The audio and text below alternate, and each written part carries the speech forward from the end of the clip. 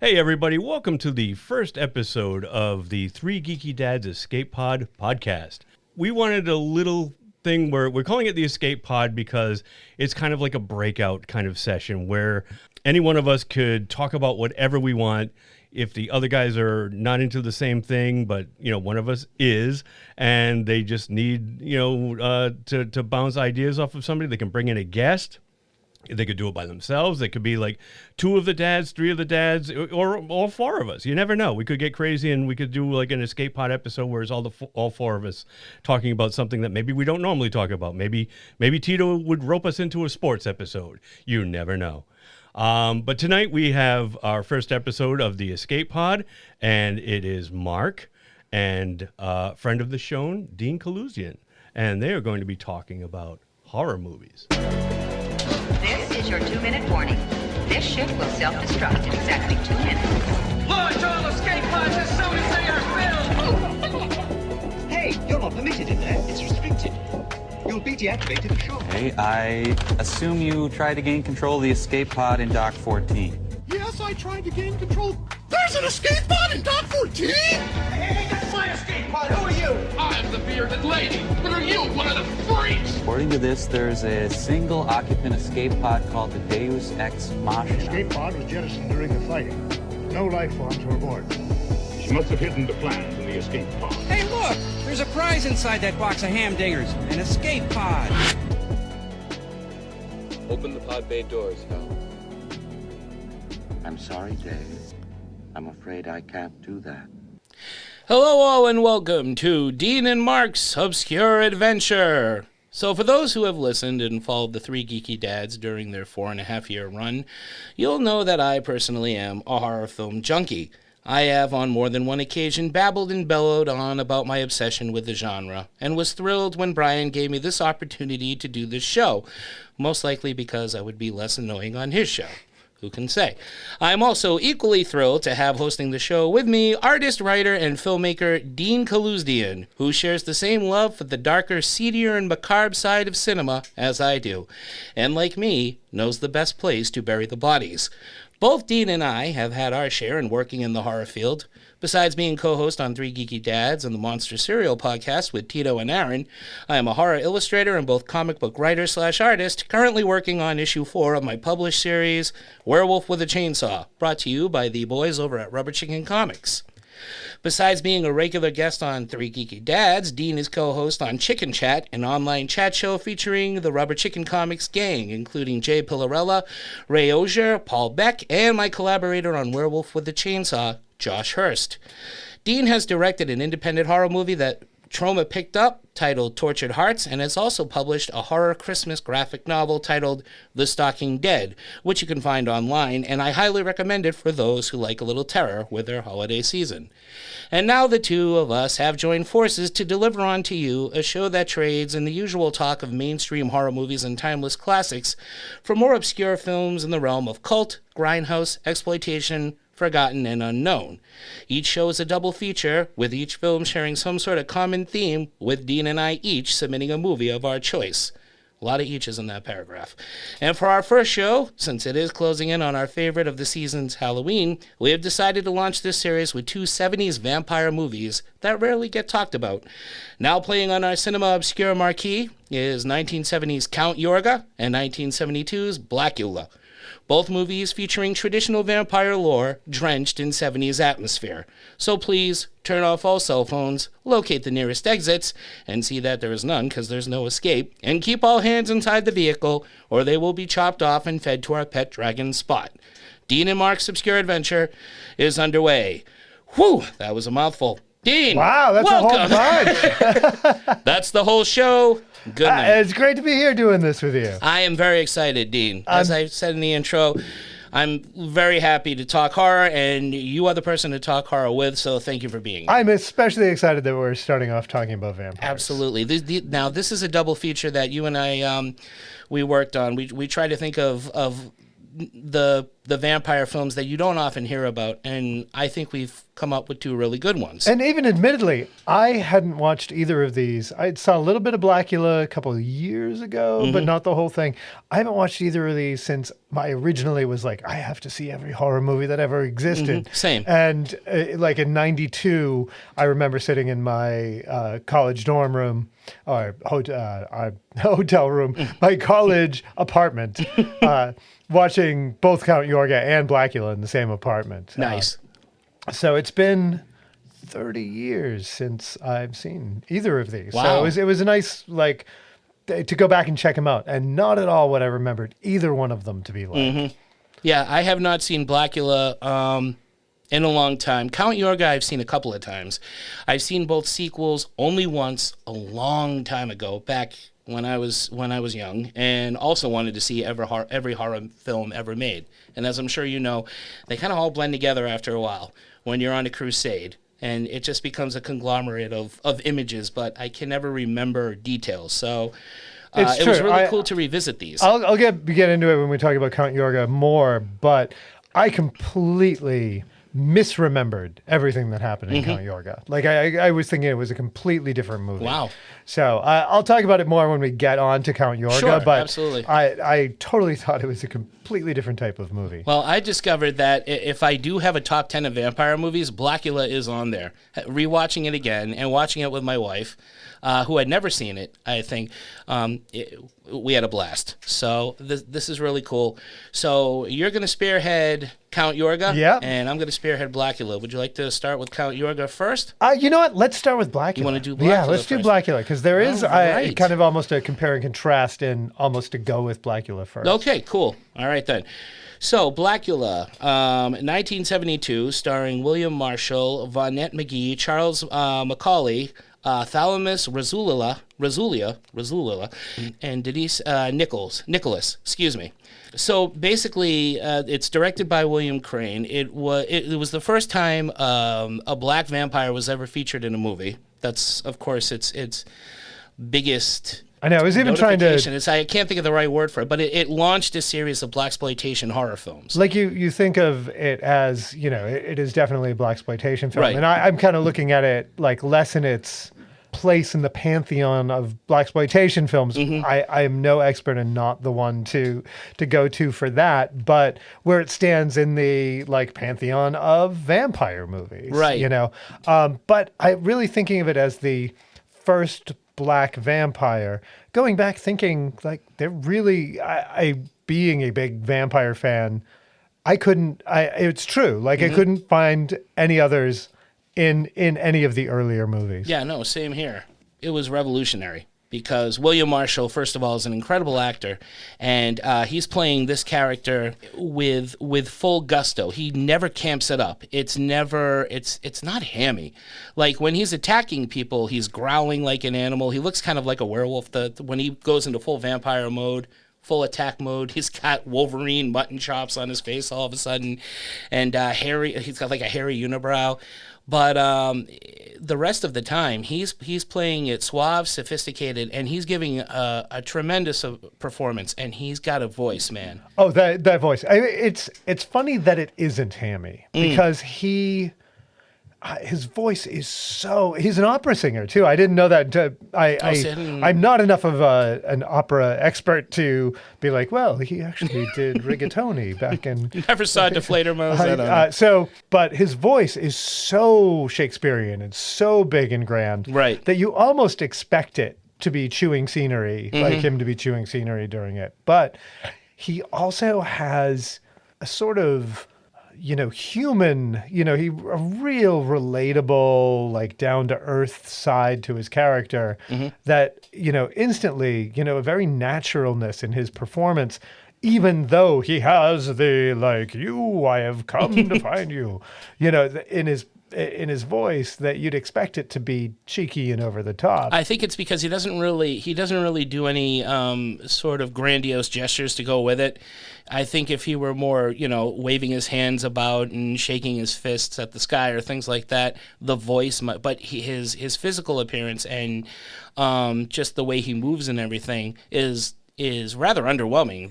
He moves when he wants to, but there's a lot of standing. There's a lot of, not posturing, but he's very noble. It's a very Christopher Lee performance. Absolutely. Like, it is very close to, Yeah. Outside of him, saying more dialogue in one movie than Christopher Lee ever did in any of his Dracula and movies. probably enjoying the part more, too. Maybe. But yeah, let's get, if you get into the story a little bit, there's a part that I want to talk about, cool. right off in the beginning. All right, so let's start. So William Marshall stars as Prince Mamuwalde, who is visiting Count Dracula, played by Charles Macaulay, in hopes that the Transylvanian Count will assist him in suppressing the slave trade that is going on at the time. Dracula not only refuses the prince, but also insults him by both condoning the benefits of slavery and also by making a pass at Prince Mamuwalde's wife, Louvet. So this scene, this is a very brief appearance by Dracula, but I really like the actor who plays this Dracula too. He's very villainous, extremely racist, and has a sense of humor about being racist too. Who thought Dracula could be a bigger jerk? This is like, the movie that proved Dracula is a bad guy. Yeah, not only does he drink blood, but he's kind of a dick. But it's a very quick but memorable performance from Charles Macaulay. So, outraged, the prince and his wife try to leave, but Dracula instead has his minions capture his two guests, where he bites Prince Mamuwalde and seals him in a coffin by means of cursing him with an endless hunger, and dubbing him Blacula. He does. You will take my name and combine it. The color of your skin. Yeah, he is a... He's an asshole. I make you Blacula.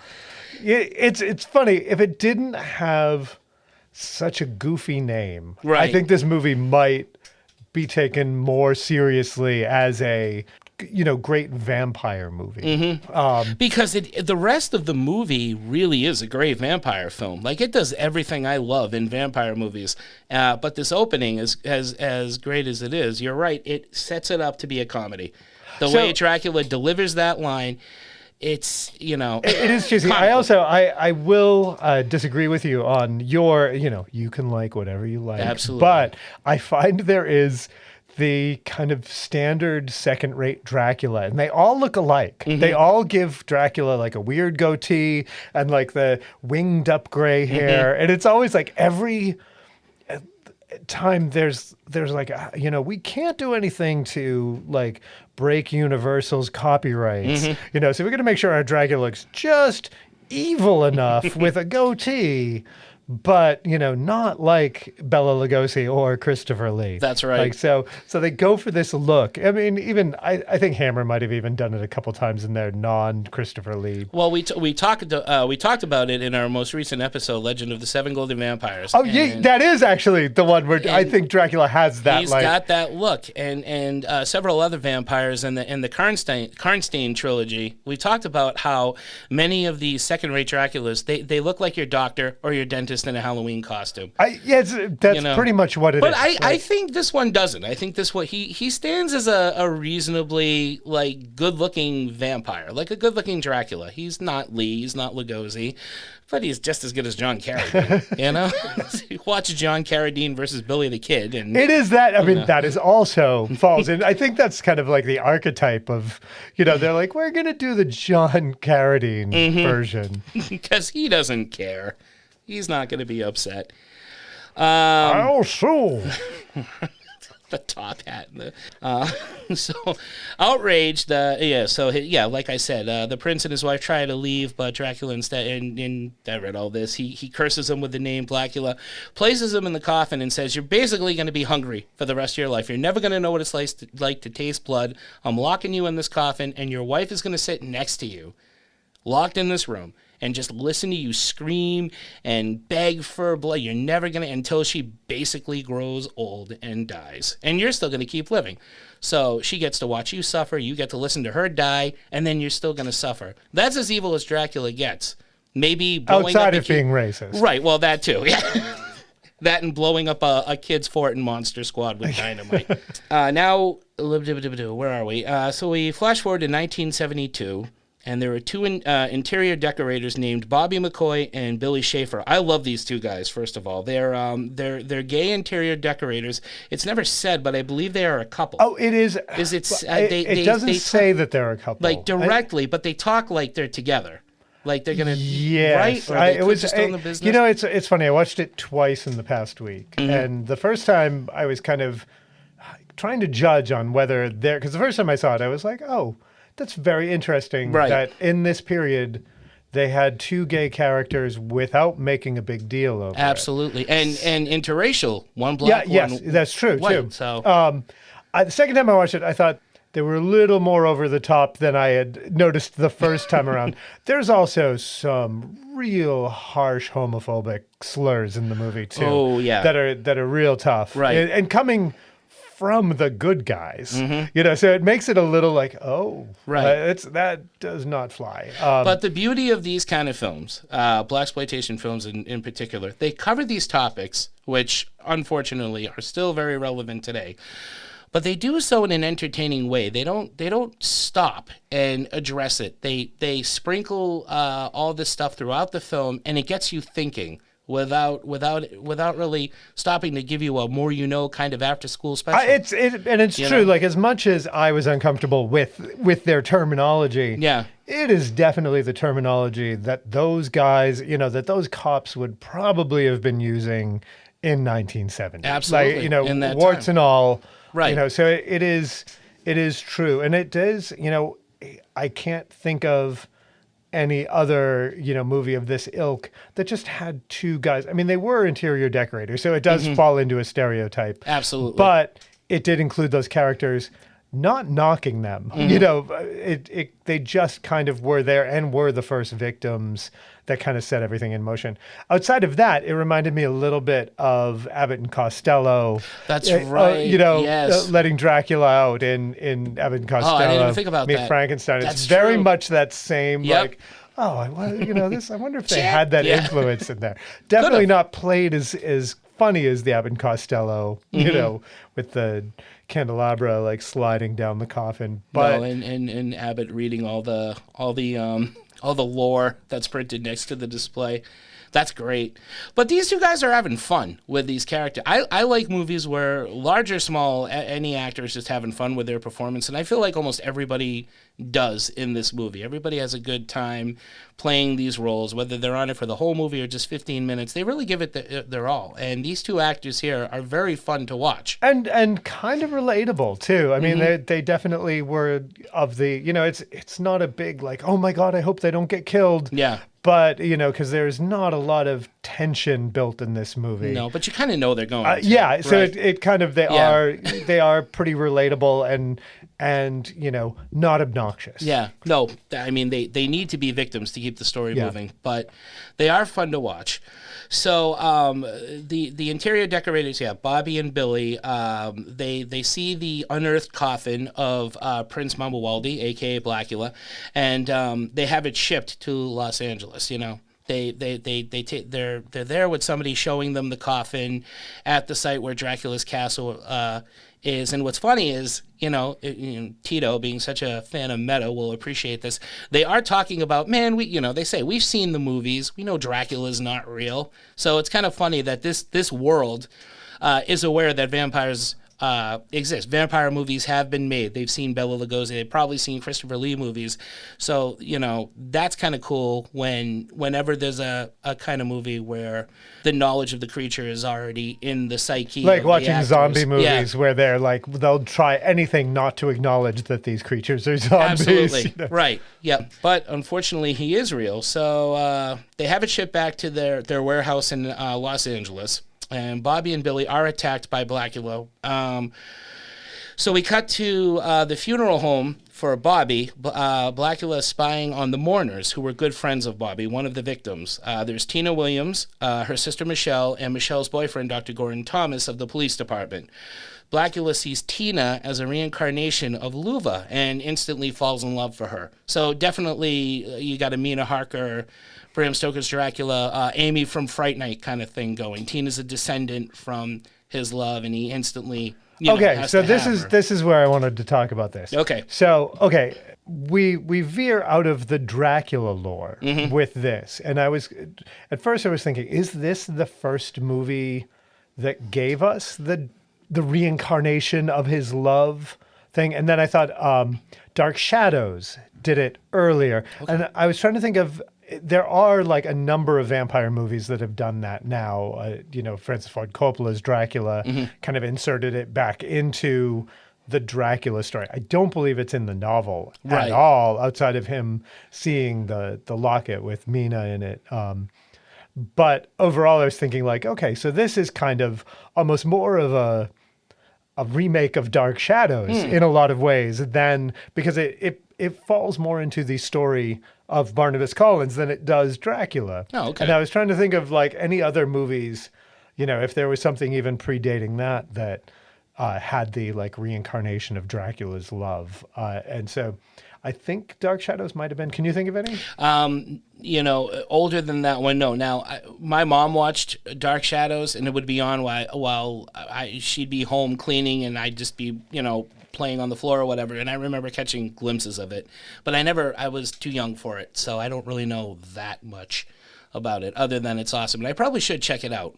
I recommend watching House of Dark Shadows. It's kind of the movie version, which has now been remade like 4 times. The same story has been told. But I say House of Dark Shadows is probably the most concise distilling of it. Now, I'm not sure what year that was made, but it's early 70s, early to mid 70s. Cool. But so that's what this part of Count Yorga, I'm sorry, Blacula reminded me of. Yeah, no, I can't think of any before that. No, not even Nosferatu. Yeah, so for me, this would be the first. Well, actually, for me, seeing this, actually, Fright Night would be the first one that did the Descendant thing. So I went down too far. Threw him off his narration.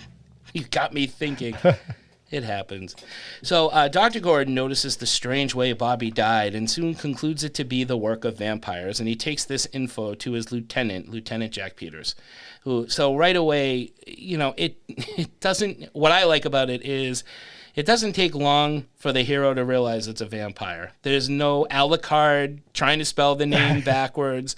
There's no, 2 bites, must be a spider bite. Like, this guy, because vampires exist in this universe through movies, he sees it and says, oh, yeah, I think we got a vampire. I don't know how. That's horseshit. And everybody he takes it to, of course, doesn't believe him. But he's convinced, and he's going to start his investigation. But before he does that, he's got a birthday. His girlfriend Michelle's birthday is coming up, so he's planning that celebration. Meanwhile, Tina, walking home one night, is confronted by Blacula while walking the streets, and there's a chase in which Tina drops her bag. Blacula loses her after being hit by a cab. This whole section is so awkward, awesome, but it's so much fun because the girl who plays the cab driver, Juanita Jones, is hilarious. She is really funny. And I was kind of hoping to have more of her. There is not enough of her in this movie. She's a riot. It goes from Blacula like chasing, like super awkward, like, I love you, don't you recognize me? And you got the Waka Chicka music back there too. And then like she like gets away from him and he just like steps out in the street and bam, gets hit by a car. Like, and then the taxi driver comes out and is totally like completely over the top and probably the big comedy section of the movie. Absolutely. Like it's super silly. And it's not so funny that it breaks it, but it is like really a great character part, you know, kind of almost like the comedy characters in Universal movies, like very comparable in that. Absolutely. Yeah, this is kind of like a 70s James Whale character. Yeah, you know, she's the equivalent of Una O'Connor of her. Yeah, or some kind of like villager, like wacky villager. Right. The monster. And she's got a few words for him, and she's basically like just going all out. And Blacula's pissed, so he of course attacks her and seemingly kills her. Meanwhile, Thomas, Michelle, and Tina are at the club. Tina arrives at the club. Meets up with Michelle and Thomas. They're celebrating Michelle's birthday. Blacula shows up. with the handbag. There's all this music playing, and like in virtually every 70s film, especially, which is funny because you were on the show where Three Geeky Dads just did Dracula AD 1972, and we had a musical number on that show, and there's a musical number on this one as well. Except as opposed to Dracula AD 1972, which we must say, like for those that didn't listen to that episode of Three Geeky Dads, I complained about how many numbers they did in the beginning of that they just pretty much played straight for 10 minutes.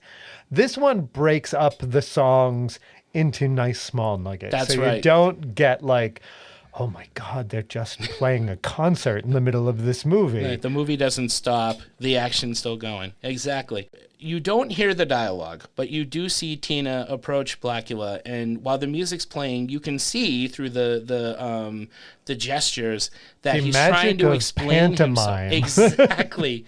Thank you. This is why you do an acting class. There's a full pantomime scene. It is. He's holding up the bag, and you can almost hear him say, I just wanted you to give you, that's a horrible Blacula voice. That's Kermit the Frog. But I just wanted to give you the purse back. And, he basically explains why he was chasing her. Didn't mean to scare you, all that. And so Tina says, come join us. We're celebrating my sister's birthday.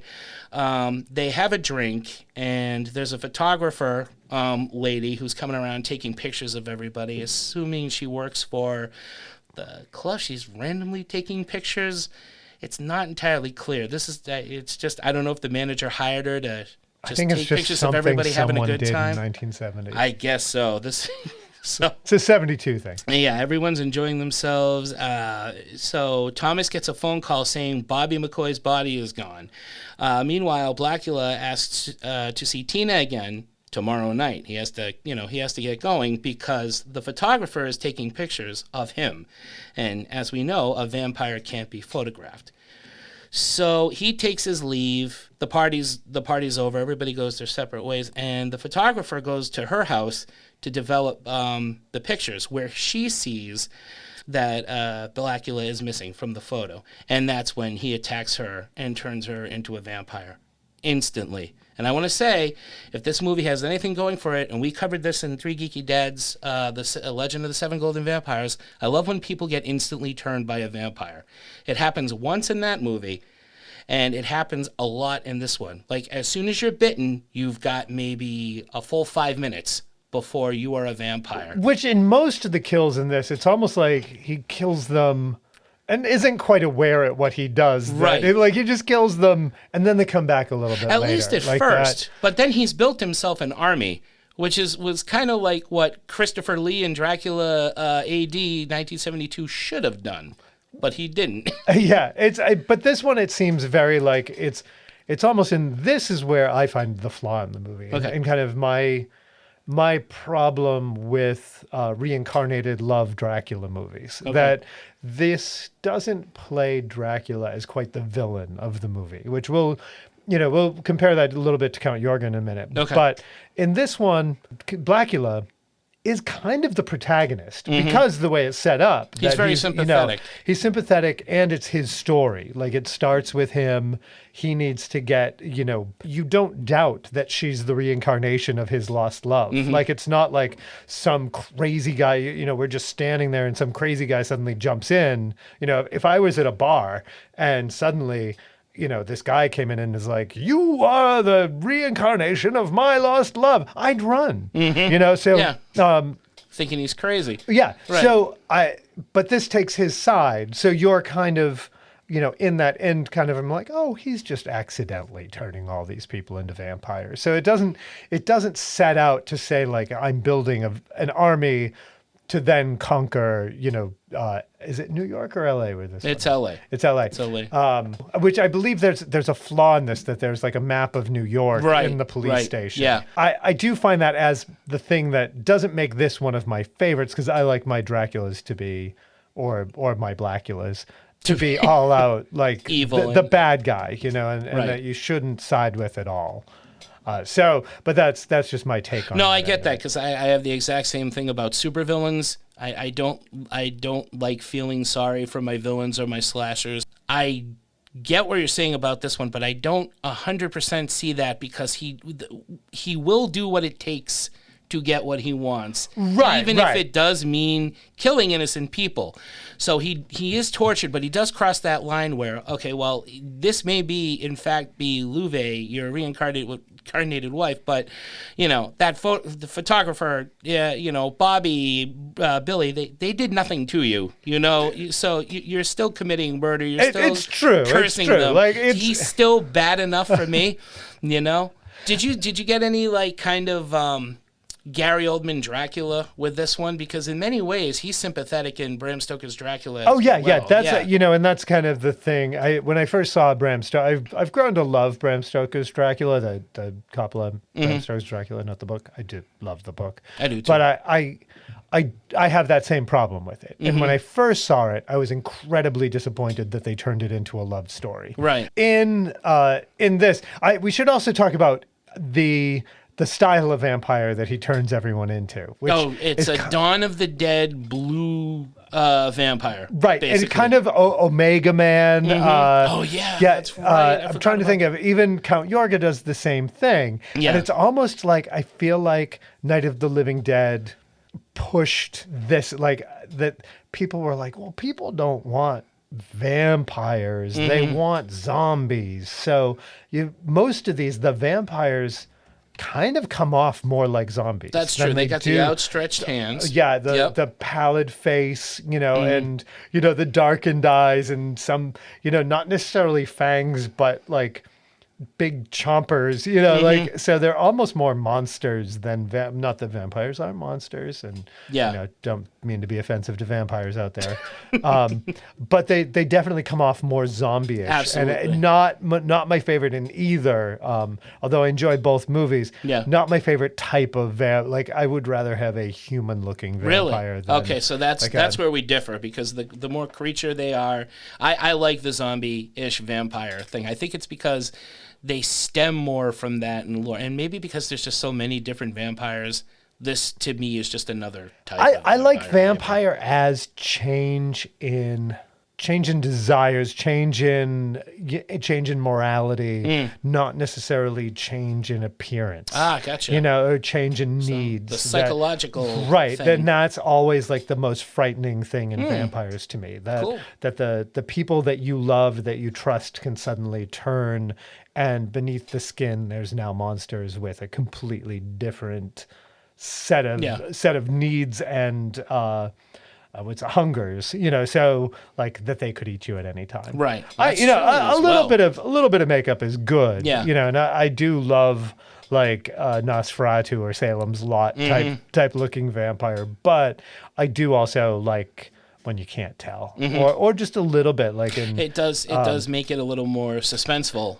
Like Little Boy at the Window in Salem's Lot. Oh, that's such a good scene. That's such a good scene. But overall, these kind of like goofy hair, like all like tousled hair with the blue skin and the, you know, really like high school production level like black makeup around the eyes. I'm not as big a fan of. I think I am, because it's my love of old vampire cartoons that I would see on like Scooby-Doo or Halloween specials. So to see this in a more adult kind of film, it's goofy, but I absolutely love it. And every vampire has a widow's peak. That's right, because what Lugosi said went. If that makes any sense at all. I don't know if it does. Anyway, all right, where were you in the story? On. So Blacula returns. He visits Tina the next evening, and he tells her flat, like, listen, you're a descendant of my wife. I must have you. And she's equally attracted to him. There's no hypnosis going on. She is genuinely attracted to him. And the more she hears how she's a descendant of this princess, she buys it. Like, there's no, like, it's just like, I am. That sounds great, because my life isn't really that exciting. So this is great. I got this handsome, like 9-foot, broad-shouldered man with this real sexy, deep voice. This isn't a bad thing. So he kills a few people. Well, you know. Do you know he's 6'5"? You can tell. You know how I can tell when he is lovingly caressing Louvet's face, his hand is bigger than her head. Like, her head looks like a basketball in his hand. Have we also not acknowledged that he's the king of cartoons? Not yet. I was going I'm sorry to jump on that. No, that's fine. But in the introduction of the movie, it's the king. That's right. It's funny. I can't begin. I can't remember exactly when Pee-wee came out as opposed to when I saw Blacula. But I think I might have seen Pee-wee's Playhouse first. Really? Before, yeah, that makes sense. I know I did, because that show came out in like 87, 88, something like that. Yeah, so probably only a few years before. And then oh my God, it's the king of Blacula is the king of cartoons. I knew of Blacula for a lot because I read all the monster books when I was a kid. So I knew of Blacula long before I ever saw it.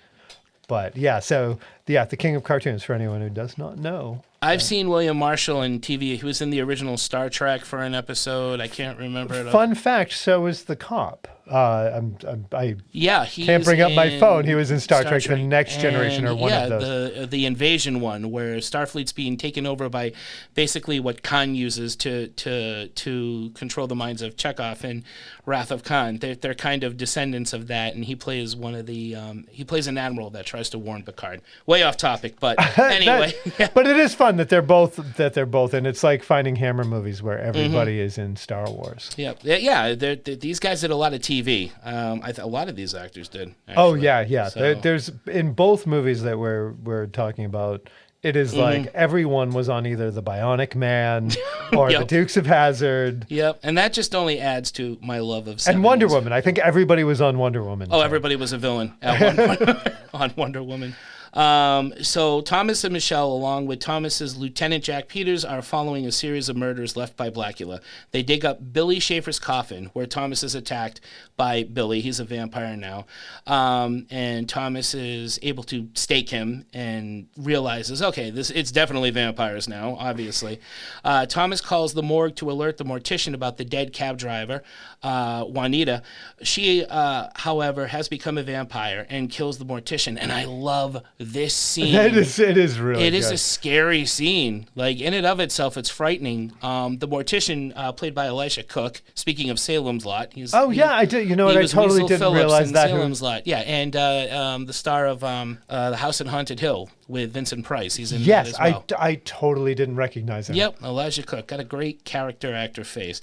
And right when he realizes the body's missing, the door opens, and in a very slow-mo shot, vampire It is very Juanita, 70s and very effective. it's coming right at us, the POV of the mortician, and she's slowly coming at it with no cutaway, and she looks frightening. It's true. Another goof, though, is that's not the outfit she was wearing on Well, the that's slab. okay. If you can buy vampires, you can buy quick change outfits. Or you can buy Elijah Cook was in a Western, too. I'm trying to remember which famous Western he was in. Pick it offhand. Yeah, so that's a great scene. Yeah. I love that scene. I love that scene. And again, now, this vampire takes a little longer to turn for whatever reason because it's convenient to the plot. But one thing I want to know is, we talk about how everybody hates sparkling vampires, even though Lost Boys did it successfully. This movie kind of does it too. While she's awakening on the slab in the morgue, her skin is kind of crystallizing. It's very weird. I don't know if you noticed this. I didn't notice that. It's crystallizing a bit. So these vampires do sparkle. At least this one does. So Twilight didn't come up with it. Not much as I hate defending that thing in any way, I gotta say. So Thomas and Peters arrive at the morgue. They find the mortician dead. They're attacked by Juanita, but they do defeat her by holding her at bay with a cross and exposing her to sunlight. So they know all the same rules apply. They're ready to go. They don't have to go to the library. No, we don't need a professor. We don't need to sit with a notepad. And that we were right all along. Thomas and Michelle, they soon meet up with Blacula and Tina at the club. Thomas starts to suspect Mama Waldy and starts grilling him about vampires and makes it known that they're going to search the vampire's coffin in the warehouse because we've tracked it there. So this forces Blacula to say, oh, gee, look at the time. I got to go. Thomas then searches Nancy, the photographer's house, and finds the photo with Mama Waldy missing from the photo. Thomas puts two and two together, and he's, okay, it's definitely Blacula. Like, again, not taking him too long to go from A to B to C. He kind of realizes it all along. He just needs these little bits of evidence for reassurance. And now that he has them, he's ready to go.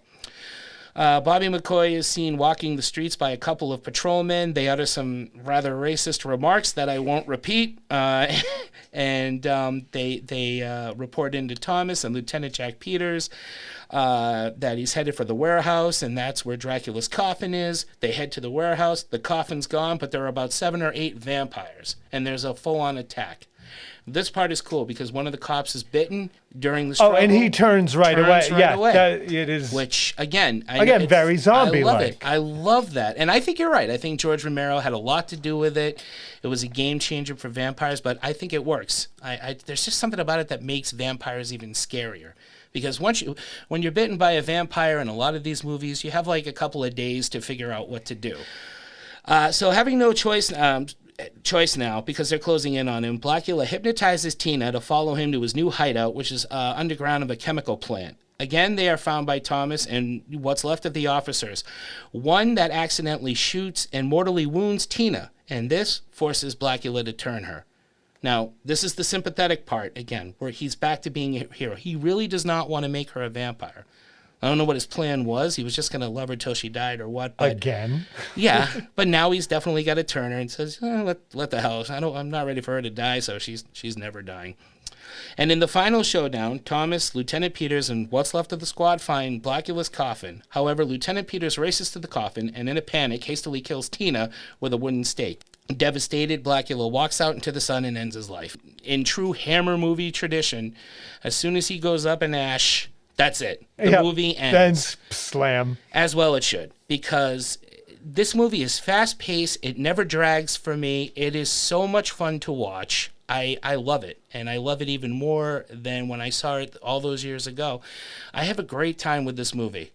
It just the characters are fun to watch, and I love how it ends. And I think Blacula, the way he dissolves in the sun, is better than virtually almost any classic vampire movie I've seen. When he's dissolving and you see the worms inside his eyes, very Fulci, very zombie. Yeah. That's my closing thought on that. How about you? I enjoyed Blacula. Yeah. Again, it's a different type of vampire than it is the sympathetic vampire. Even though he kills a bunch of people, I do think it takes more. He acts more as the protagonist in this than, because I couldn't even tell you the cop's name, because he doesn't come off as your like overtly sympathetic, caring guy. He's more the unrelenting hunter, that he's chasing after Blacula. So you almost don't know who to side with. So I do really enjoy it, but as far as vampire movies goes, I can't put it up with my favorites because he's not as villainous as he could. Gotcha. I'm going to have to go back and watch Scream Blacula Scream. Yeah, I want to revisit that again, too, and see how, first of all, how he comes back. Right. So, all right, shall we take a break and then come back with the second feature? Let's go to our second feature. Woohoo. Let's all go to the lobby. Let's all go to the lobby. Let's all go to the lobby to get ourselves a treat. All right, welcome back. So, on to our second 70s vampire, and I'm gonna open this one with a question. Dean. Sure. What is it about, or do you feel rather, because I feel this way, what is it about 70s vampire films that are so much fun to watch? We talk about Salem's Lot. We talked about Dracula AD 1972 on Three Geeky Dads. There's something about this period of vampire films to me that stands out. Do you agree, or how do you feel about it? It's funny. I think there's some diamonds in the rough. Mm-hmm. I'm not going to say it's my favorite period of vampire movies because they start to get a little more experimental. Mm-hmm. I'm trying to remember the name of it. It haunted me as a kid. I think it's like Dracula Meets the Wolfman, or it's a 70s. Dracula Meets Frankenstein. Is that the 70s one with the hippies strapped to the tables? Yes. I saw that as a kid, and sat transfixed in I think like a Bradley's watching it on a TV, and was totally transfixed by how weird and unsettling it was. Right. When you do, Count Yorga is one of the first movies to put Dracula into the 1970s. Absolutely. It beats Dracula AD 1972 by 2 years. Mm-hmm. There is the boarding school I'm not sure. I wish I had looked that up before I said that. But I believe it's I Was a Teenage Vampire that has the girl at the boarding school. That kind of updates it. Return of Dracula, which is another 1960s, one of my favorite Dracula movies. Maybe we'll talk about it on another podcast. Brings it up to contemporary. But the 70s, they combine vampirism with counterculture in most of these movies that we're talking about. Right. There's kind of a libertine spirit going on, which originally, vampire movies were kind of like, the id versus the superego. You've got Van Helsing versus Dracula. Dracula is going to release the inhibitions of all the women he bites, and meanwhile, you've got Jonathan Harker and Van Helsing who are like, no, you must be proper Victorian women. And we side with the Victorian end, and it's like, well, we want to. We want to, but there's... I think we secretly want to be the id because otherwise these movies wouldn't be Which fun. is kind of what is, kind of the thing that's frightening in these movies in a very esoteric sense, that, Dracula is releasing something that we all know is there, but we keep repressed. Well, that's why I love this genre. We want Norman Bates to get away with it. When that car's sinking in the swamp, we're rooting for Norman Bates. The superego or ego or whatever would tell us, no, we want that car not to sink all the way, so they find Janet Leigh's body. But we don't. When that car's going down and then it stops sinking, we get that, oh shit feeling, like, oh no, but no, wait a minute. We don't want that. Do we want that? And that's what I love about this genre. It basically makes everybody monsters. Yeah, so in the 70s, way. They're kind of revolting against the traditional, and kind of pushing it a little further in some of these movies. The implicit becomes explicit in,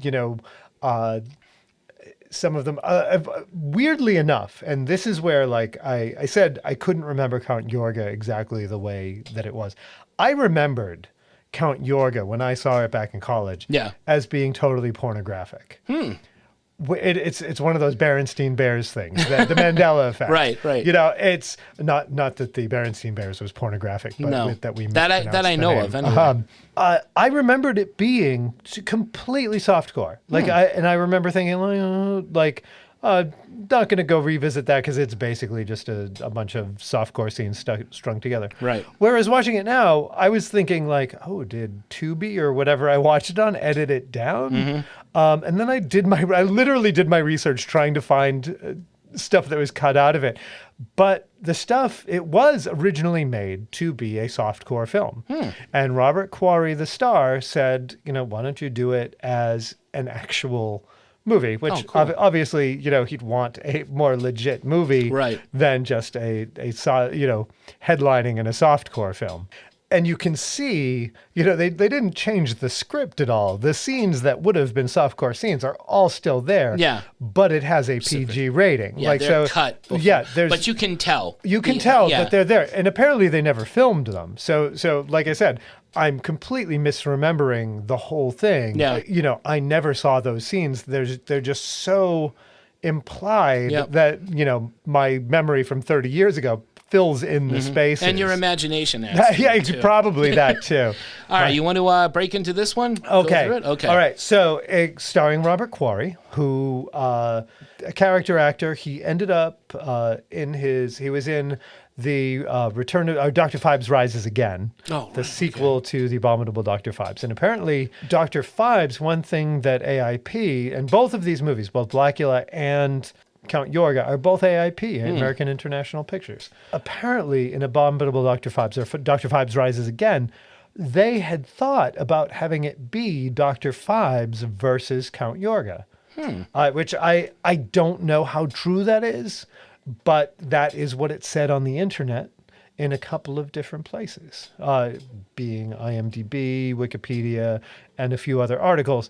I haven't heard it from the horse's mouth. Yeah, so but that would have been great to see. That's crazy. That would have been great But to he see. ended up, he was in The Abominable Dr. Phibes, and apparently him and Vincent Price didn't get along at all. Which is amazing because I don't know of anybody who didn't get along with Vincent right. Price. And apparently Robert Quarry said, and Robert Quarry, in Count Yorga, he does come off like a villain. Like we talked about Dracula he being looks like a sympathetic. villain. Yeah. He's as slimy and sleazy. There's something, both him and William Marshall have like very classy, over the top ways of presenting themselves. Right. Whereas William Marshall comes off very like relatable and elegant.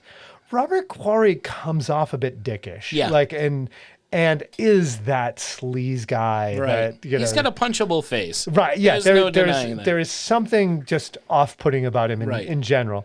And again, I apologize if any of Robert Quarry's relatives are listening to us. I'm sure he was a pleasant guy. He could have been a nice guy. I don't know what he'd have against Vinny, but so apparently, as stories go, that Vincent Price, Robert Quarry was singing something, and Robert Quarry said to Vincent Price, "I bet you didn't know that I could sing," and Vincent Price said back to him, "Well, I know you can't act." So Vincent, you can just hear it in both their voices. Awesome. I'm not even going to try impersonating either of them. Be quiet, Jody. No, I can't try that. And he ended up later in his career doing a bunch of Fred Olen Ray movies. So lower budget, veering into the softcore probably in a lot of them, for those who don't know that Fred Olen Ray's over. So this one was directed by Bob Keljan. And Bob Keljan also, we tie it into our first feature, he directed the sequel to Blacula. Really? So I gotta go back and see these. So the sequel to Count Yorga and sequel to Blacula both have the same director. There you go. This is the ultimate double feature. We did good on our first one, but kind of by accident. Yeah. It also starred Roger Perry, who plays the Doctor in this one, and also plays a different Doctor in the sequel. Which the sequel to Count Yorga is wonderful too, and I'll probably make a couple notes as we go along about this. Okay. Now, one thing, we talked about Dracula AD 1972, and one of my complaints when I was on your show talking about the soundtrack to Dracula AD 1972, that I thought it was too repetitive. That's the one thing, 70s movies have like a very specific style of music to them. And this one did it, both of them. Count Yorga had a little bit more of a classical side to its score, but still very 70s. Yeah. But this Count Yorga ties much closer to the Dracula myth than Blacula does. Absolutely. Yeah. And the music was by Bill Marx, and it never gets repetitive like Dracula AD 1972 No, did. it's I like it. It's a great score. Yeah. And same, Blacula is a great score too. Like I actually, 470 score. They're it's an not awesome for everybody, and you can't just throw them onto any movie. No. But this one was by Bill Marx, who is the adopted son of Harpo Marx. Oh, wow. No Fun kidding. fact. Yeah. Huh. And he also did the score for Scream, Blacula, Scream. Look at this. So this all ties us together. We're phenomenal. Okay, so let's get into the story. All right, bring it So on. this story's a little wacky, so I'm going to be a little around.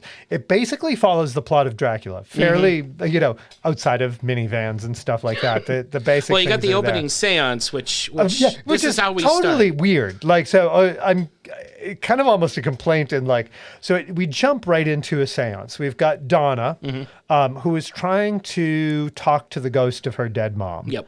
It's an interesting setup, which could have also just been done at a funeral.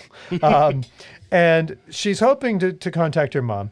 Her friends are there. She's got her boyfriend, Michael Thompson, her friend Paul, and Paul's girlfriend, Erica, and their close friend and doctor, Jim Hayes, which is Roger Perry, who I was saying you might have recognized. You'll know his face and be like, what is he in? And if you grew up in the 70s, you saw him in everything. That's right.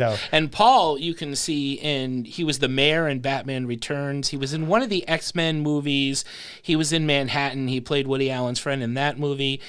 He was one of the NBC, was it WNBC? I think so. Executives in Howard Stern's Private Parts. He's done a ton of work. I totally didn't put him together with them. Yep. Wow. I think he's Archangel's dad in one of the X-Men films. I don't know. But I definitely know he's the mayor in Batman Returns. So he's jumped from Marvel to DC. He has quite a career, that one. And he's a dick in this movie. So leading the seance, we jump right in. And, of course, what do vampires do but lead seances? Of course. That's how you get your victims. You've got Count Yorga. And I'm sitting there thinking, that can't be the Count Yorga directing the... I had completely forgotten about this seance scene. I'm like, are they really starting it with the vampire leading a seance? Like, this is... He's pretending... Well, he claims to be the boyfriend of Donna's mom. Which is cool. But what's cool is later, she doesn't remember... All of a sudden, when the friends start talking to her and they ask her, how do you know him? Do you remember this or that? She's like, and now that you mention it, no. Well, she doesn't remember him being at the funeral, which one would assume was in the daytime. And he did talk her out of cremating the mom. And so, which we'll find out why. Now, he is saying that he's a Bulgarian mystic. Now, he is, it just happens that mom's boyfriend happens to be, a medium that does seances, It was the 70s. That's what I say. So random vampire from Bulgaria. So this was where it reminded me of Return of Dracula. If you haven't seen, everybody needs to go right out and see Return of Dracula, in which this family's uncle is coming from Europe, to visit. And in reality, the uncle has been usurped and killed by a vampire. It's Dracula coming and going and visiting the family. So it kind of plays like that. Shadow of a Doubt. That whole yeah, it is kind of like that. Nice. She freaks out because of this seance. Donna starts to freak out. And so, of course, the mystic has to hypnotize her. So Count Yorga hypnotizes her and says, when you hear my voice later, you'll do what I say. And it's kind of like setting up, something, when there's a mesmerization in the first act, it's going to come up later. But it's like kind of a double hypnotism, because isn't he he's hypnotizing her in front to of relax, her, to relax her in front of her friends, but mentally he's also hypnotizing. It's a double hypnotism. It's like, oh, that's kind of cool. When the hypnotist is really a vampire, they can do that. All right, so Count Yorga gets driven home because, of course, he doesn't have his own car. And who drove him there? Which was weird, but it's not even Donna who you would think Donna and her boyfriend would bring him home. I think she was not up to it. Oh, but the husband could, or the boyfriend. It's just really weird that it's like, well, hey, you friends that we invited, can you bring this strange man home? And so they drive him home in their van or minivan. I call it the Libyan van because it reminds me of the van the Libyans drive in Back to the Future. And whenever my wife and I see one of those vans, as we did in watching Count Yorga, we went, Marty, the Libyans! So they drop him off and then start to head back, and their car gets stuck on the same road. And of course. So in this, we also get to meet Count Yorga's Renfield, or his Igor, whose name... Rover or Grover, but it rhymes with Grover, or I couldn't make it out. Let me see. I think I cut it out of my notes. Okay, so he has an assistant who's kind of a creepy, just a real creepy guy. So they drop Count Yorga off, and then their van gets stuck. This is the day before cell phones, so they just decide to spend the night in the van and have sex in the van. Of course, and again, I'm way off. Sorry to interrupt you. It's Bruda, which is not anything like Grover or Rover, so I don't know what I was thinking. So they end up having sex in their van, and later in the evening, they are attacked by Count Yorga, or she is attacked. It's kind of a weird attack because she gets attacked, but then they wake up and leave. Right. He pulls her out of the van, he bites her, and then puts her back in the van. Yeah, it's kind of like, we're just going to return this for later. Right, like why not just take her with you now? What is it to kill this guy? And if that was the case, why don't you just kill the guy because you've already knocked him out? It is. So this follows in... again, the rules aren't, even kind of less clear than Blacula, although this one seems like it has more rules. Yeah. Very much like Dracula, you get bitten and it takes some time for the bite to spread through your bloodstream. Right. And even later on, we get the blood transfusion with the doctor, like straight out of Dracula. So it plays into all of the scenes from Dracula, because they go back home.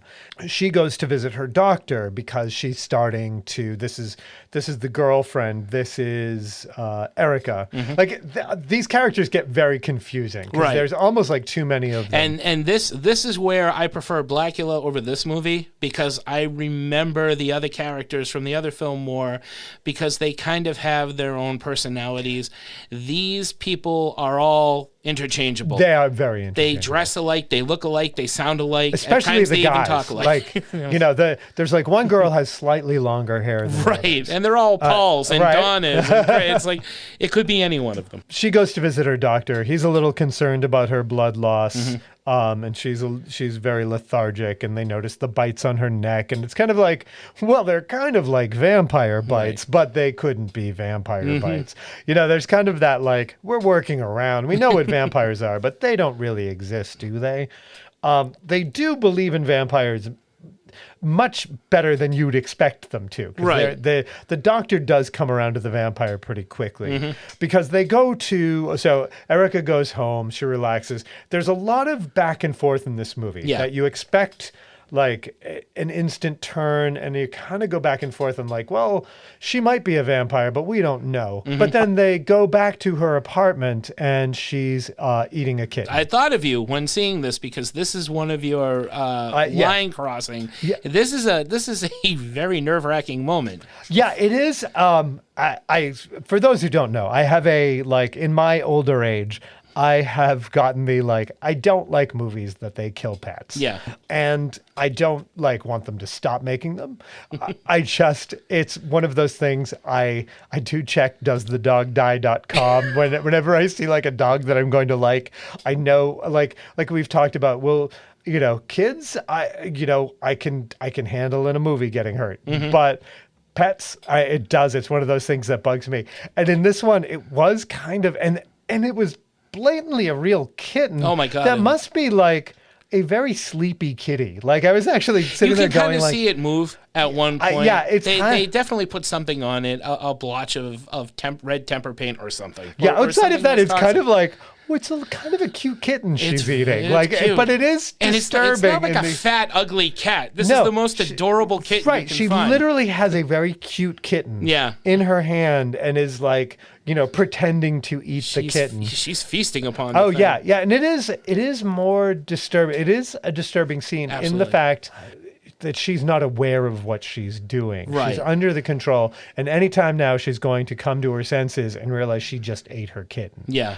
There's an Asian monster movie or TV series that takes place in an apartment building where the neighbor eats the cat. And I'm trying to remember the name of that. I know what you're talking about, though. And it kind of has the same thing that they change and they eat their cat. What the hell is that called? I'll have to look it up after. But so they're basically all right, there's something wrong with Erica.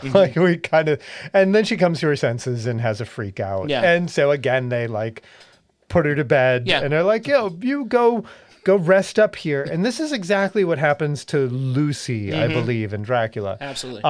They put her to bed and they kind of go downstairs. And meanwhile, Count Yorga, doing these two vampire movies, I keep wanting to say Blacula now. So Count Yorga comes into the window and seduces her out the window. Right. And, kind of a very sensual, which probably was a leftover scene from, or at least leftover from the script. I definitely think that's the second one. I think the first one would have been Paul and what's her name in the van. Oh, in the van, yeah. Because the way it's framed, you look like you're going to get a softcore sex scene, and then it just cuts. Right. And the same, there's also Count Yorga has his own little throne room down in the dungeon. I was wondering when that was going to happen. It actually, we kind of skipped over that just to get to Eric through Erica's story. So meanwhile, while all this is happening, we have Count Yorga in his throne down in his dungeon. This is a little bit before he comes and visits her. He has Donna's mother and some other woman. A redhead. Another vampire bride. Right. And he's basically rise and make out in front of me. Basically, because he sits in his throne and he's waiting. And then she goes over to him and crouches toward her like you're going to see something, and then boom. Yeah, and it cuts out. So it is. The whole movie does play is very good. Is a really good vampire story, but does also play like a softcore that has been edited for television, which is probably why you remember it that way. And there have been other great vampires with a Y, Vampiros Lesbos, a whole bunch of great Spanish vampire erotica. The genre is ripe with great entries. Totally. But this is not one of them. But this does still play. It's kind of you almost wish it didn't have the signs of it in there, because it does feel like you are watching something that got cut up, even though this is the way it was filmed. Yeah. There aren't scenes lying on the cutting room floor. So the guys are pretty much in the this definitely looks like vampirism. So two of the guys, I believe it's the doctor and Paul, go down to... they find that Erica's missing now. So they go down to Count Yorga's house, and they're pretty much convinced that he's a vampire. Yep. And so they sit there kind of grilling him, and it's a fairly entertaining scene because they're trying to keep him up past his bedtime. Right. And it's literally just the guys taking turns trying to annoy the vampire enough to keep him up. What do you think about werewolves? Yeah. What do you think about vampires? Right. And there is... It's an entertaining scene because they're great playing off of each other. It is, I joke about Count Yorga being Robert Quarry being a little over the top in his performance, but this scene is very good in the I must dismiss you now. I'm very tired of your questions. I will answer them more tomorrow. And it is very, and the guys are all really good at no, why don't you tell me a little bit more about vampires? Absolutely. What's it like in Bulgaria? Are you sure? What's the weather like in Bulgaria? The capital city of Bulgaria is Sofia. How long right? have you been doing seances for? Let's go. So basically they can't, they're pretty convinced that he's a vampire.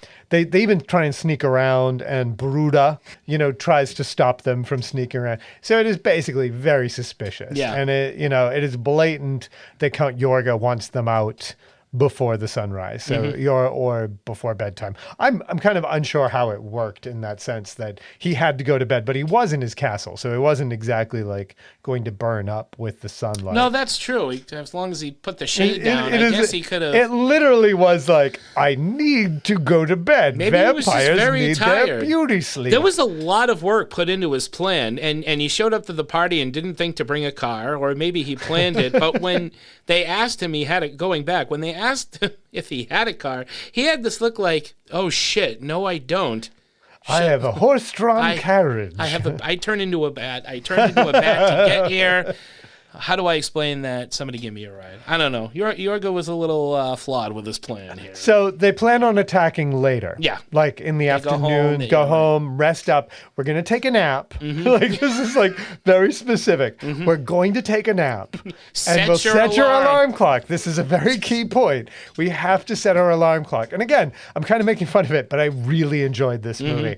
So much so that I actually sat and watched it, and then watched The Return of Count Yorga directly after. Oh, nice. They set their alarm clocks and go take a nap. And he's like, I'll call you. You set your alarm clock, I'll set mine. Or I'll set mine. You don't need to set yours. Because when you know vampires exist, the first thing you want to do is take a siesta. Yes. Right. Makes total sense. And so, meanwhile, Donna gets telepathic messages from Count Yorga to sabotage the alarm clock, make them oversleep. And see, when you do it in that voice, I know you can't. But it is silly. I mean, it's great, but it's silly. It is. Yeah. It's silly, but it is what I really like in a vampire movie. I joke about this, but this is where I end up liking Count Yorga more than Blacula. Okay. Because I like that mind control, that it's his girlfriend that is the one who is thwarting their plans. They're trying to save her, or they don't know they're trying to save her. Technically, they're still trying to save Erica, who has disappeared and is blatantly she's already vamped out. Right. Yeah. She's a vampire. So they're trying to go rescue her. And her boyfriend has now been killed. No, Paul goes to the mansion on his own. Paul then goes to the mansion. And that's why they go. Right, and is attacked. And he's attacked. I believe it's Bruda that kills him, too. Okay. Not even... Right, okay. So see what I mean? They're all the same. Yeah, that is the flaw with having 3 guys might have been too much. Again, it almost falls. Well, it's 3 guys, it's 3 girls. Then, like you said, they have different hair colors. The girls do. The guys basically all have the same hairdos. They could all play each other. And the Doctor falls into the Van Helsing part. Oh, easily. He's definitely the one who's. But he does have some cool lines. There's this great moment where I believe the other guy finds a couple of broomsticks or whatever, and he's like, "What are you doing?" He's like, broomsticks for crosses," and he's like, "Yeah, okay, yeah, why not at this point?" or something like that. It's a great reaction. And there's a really funny scene. We were talking about the cab driver scene in Blacula, but the kind of equivalent in this is he's in bed with a blonde. Yes. Like it's what probably was a sex scene, right, in the original iteration. Yeah, and who is atrocious. Yeah, actor. She's just and just totally daffy, and she's like, "Did you know the vampire?" That there was an article about a woman who was eating babies. And it is, and I make fun of that, but that's exactly how it was. She sounds just like that. It's awful. But I don't think she was hired for her acting talent. I think it's 100% intentional. I think they were going for that. Yeah, I think it was the kind of comedy relief. I don't know. I think you're giving it way too much credit, man. I think this falls back to what they were originally intending to do with the movie, and they had a leftover porno actress, and it was right after a scene, and they were like, "We know you can't act, but say these lines so we can get the plot moving." I might be wrong, though. I don't know. Well, we'll have to do our research. We will. People can write in and tell us what you think. What do you, the people at home, think? That's the Dean and Marc question of the day. What do you think? Was she intentionally daffy, or was it just a bad actress? Call now and vote. We'll read the tally at the end of the show.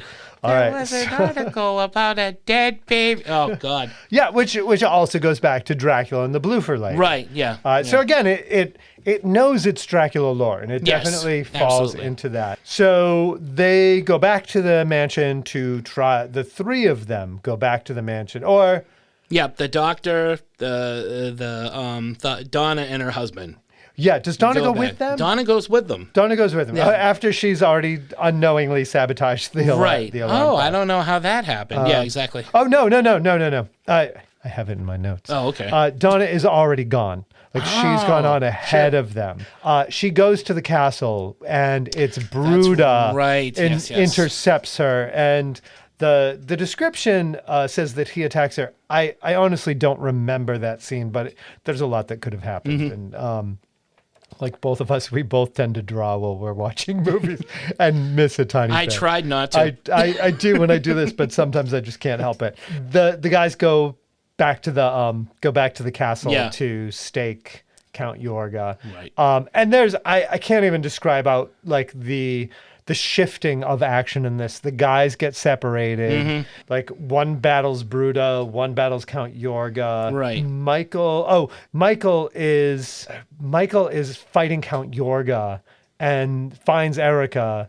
The women actually, like Count Yorga the actually. Mom, Erica, the redhead. Right. And Count Yorga, like he's got his cross, he's got Count Yorga on the ropes, but Count Yorga kind of tricks him into, spoilers, backing into the vampire brides, and they all attack him and kill him. And so it's left with the Doctor, who then finds her. There's a lot that goes on. Again, I can't. I'll save us some time by not talking us through all the action. Right. But basically, they fight Count Yorga and defeat Count Yorga in the end. He comes up, the doctor comes up with Erica first. Is it the doctor or the husband that survives? I thought the doctor, see, this, again, interchangeable for me. I thought you're right. The doctor it is the doctor. It's the doctor that gets killed. I'm messing it up. So you're right. I did screw that up. It is the husband, and the husband has Donna, and the husband is about to kill Erica, but he can't do it, so he just kind of like locks her in the room. He does kill Count Yorga, I believe, with a stake to the heart. What happens is this goes back to Yorga being a dick, because Yorga takes the mom and basically pushes her onto the stake and then runs. He like a coward. He's like, no way. Yeah. All right. So Yorga pushes Donna's mother into the stake. Yorga ambushes him and tries to choke him to death. And Michael rams Yorga with the stake. So he comes running at him. So I'm sorry, the mother got killed first. Right. So then you still have three. You have Erica and the redhead. You have Erica and the redhead, right, who are now coming back out, even though Count Yorga is already dissolved. So it doesn't play along with the vampire rule of once the master is dead, they're released. Which I like. I always thought that was a bit of a cop-out. And, that happens in Fright Night, and I let it go on that because I love that movie, but normally I'm not a fan of that thing. Yeah, no, it is kind of, it takes the stakes away. Yeah, I see what you did there. You like that? Pun. You get the, twist ending, kind of very, Carrie, Friday the 13th ending, and you see it coming because Erica is, I'm sorry, Donna is very spacey, right, as she's leaving. So she's in a daze. He's basically complaining. What I love about this actor, basically the reason he doesn't kill the remaining two is he's had enough and he's tired of it. So he just locks them into a closet and says, let them be someone else's problem. Come on, honey, let's go home. I'm like, I'm done. And then in a very quick freeze frame, she turns around and bites him. Yep. And she attacks and the screen freezes, and which is cool. Yeah. And then I believe they show his dead body at the very end. I think there is another shot there is a voiceover, and then they show the body. Yes, right. So I enjoyed it. And so the sequel picks up, and Count Yorga just kind of comes back and the Santa Ana wins. And the doctor is back as another character. That's funny. And another great thing to note about the sequel is it stars a very young Craig T. Nelson as one of the cops. And he's great. And it kind of, and Poltergeist for our horror fans. That too. So sorry to call you out on that. No, I should have mentioned that first. This is a horror show, but It's Dauber. And he's great comic relief, and you can actually see how great Craig T. Nelson will become later in his career, starting off in this movie. So that's our Count Yorga. So I enjoyed it a lot. I like a good traditional vampire movie. I like women or men being seduced and not in control of their own and turning against their own, and that you have to stop the vampire. And Count Yorga is just filling his own insatiable needs that have nothing to do with love. The sequel actually steals the Blacula thing and goes into the she's exactly my love, and gets into that itself. And even though the second one goes into that lost love thing, he slaughters her whole family in one scene, just to get her to trust him by making her think that she was in a car accident. That makes total sense. It is completely ridiculous. Yorga has some wild ideas. And so the original title of this, when it was a softcore film in idea, was The Many Loves of Count Yorga with an I, which they still kind of pronounce his name with a little bit of an Eeyore sound. No, it's pronounced Iorga. Iorga.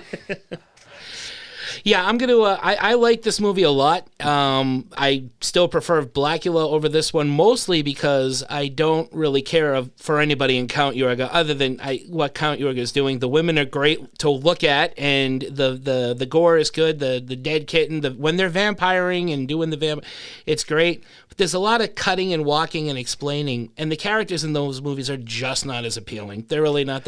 They're all interchangeable. Whereas in Blacula, when Blacula's not on the screen, I like the other characters. They kind of hold their own. They each have a personality to them, and which kind of moves the story and movie along at a quicker pace for me.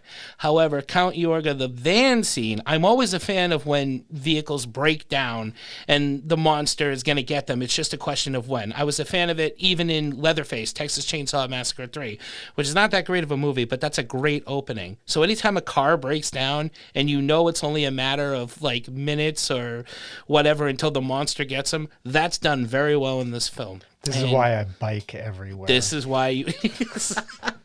But both films are awesome. Both films, they keep the classic vampire lore, which I'm a huge fan of, but in, it's the 70s now, but in a modern setting, in a contemporary setting where the old school rules still play.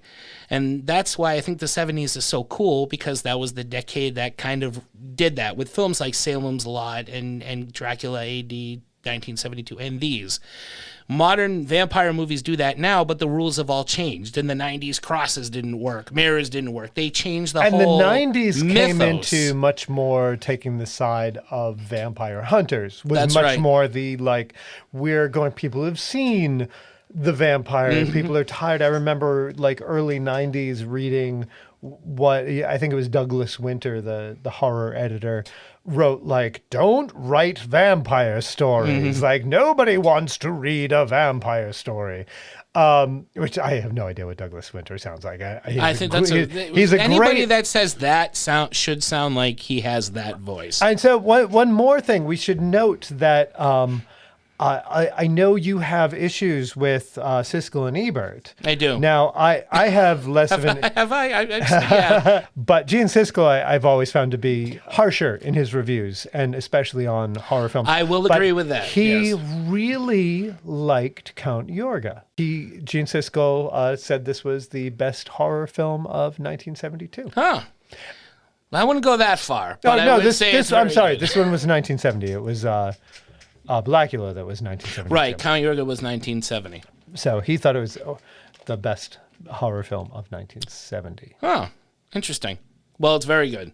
There's no denying that. Both of these movies are awesome, and that's why we talked about them tonight. If you have not seen either of these films, check them out, definitely, and check out the sequels. I'm going to go check out the sequels again because I don't remember them. Yeah, it's paired, so it's been available in a few different formats. One of the later formats, you could get a double. I believe it was the series of Midnight discs. The Midnight movies. Midnight movies did Count Yorga and Return of Count Yorga together on a disc. I believe it was paired together in the theater and also on disc originally with Scream of the Banshee. And so now I think they're in deluxe versions, I believe. Now on Blu-ray. Yeah, definitely check those out. And you can see Blacula. It's streaming on AMC Prime, I believe. AMC Plus. It could be on Prime as well. Both of them. And Count Yorga you can watch on YouTube, but the full version. Oh, cool. Kind of an official. It's a nice cut. It's a nice clean. Not like just a filmed VHS. It is an actual, I think, legit... licensed version on YouTube. Or you could be like me and just get DVDs and still collect them and get mocked for them by some people. I do. You know what? For me, I probably have it and was just too lazy to go search the shelves. It happens. Well, that's about wrap this episode up, That's I our think. First episode. Awesome episode. Dean, thank you very much for doing this. I look forward to more of these episodes with you. I know. We've got some exciting ones coming up. Absolutely. I can't wait. Thank you to Brian from Three Geeky Dads who put this escape pod together and is producing the show. Brian, thank you very much. You're welcome. Happy to do it. Who knows where this may take us? Who knows where Dean and Marc's obscure adventure is going to go next? You'll have to listen to find out. So until next time, I'm Mark. And I'm Dean. Thank you, and good night. Good night. Good night.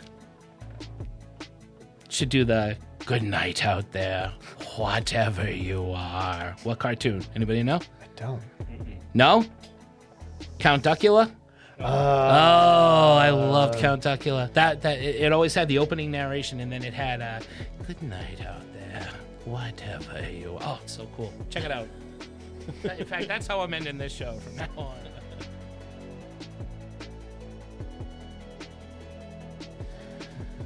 So I'm absolutely thrilled to have hosting the show with me artist, writer, and filmmaker Dean Calusdian. I know it, but I always have to go first. Calusdian, who shares the same love for the darker, seedier, and macabre side of cinema as I do. You can feel free to even overemphasize it and play off the fact that you can't pronounce it. Yeah, that's it. Don't worry about it at all. You are officially the producer of this podcast, my friend. All right. We do what you say. Okay. If you don't like it, it doesn't happen. It's gonna happen. It's gonna happen. It's gonna happen. All right. All right. So if I say Zack Snyder is the greatest filmmaker, and you're like, no, there'll be two people talking about how much they love. Let's make this a Zack Snyder podcast. I couldn't torture him like that. No, look at that face. You're gonna have to find your own editor. Yeah, no kidding. You're stuck with the two guys that love Zack Snyder. Guy. Poor guy. That's all right. I would never do that to you. Thank you. No, I have a $200 sucker punch doll. You're the only one I know who likes that movie. Man. I love it so Sucker much. Punch. I mean, that's a good-looking movie, but I've never heard anybody like. I bought it on Blu-ray because it looked good. And then I watched it, and I watched it once. I can't watch it.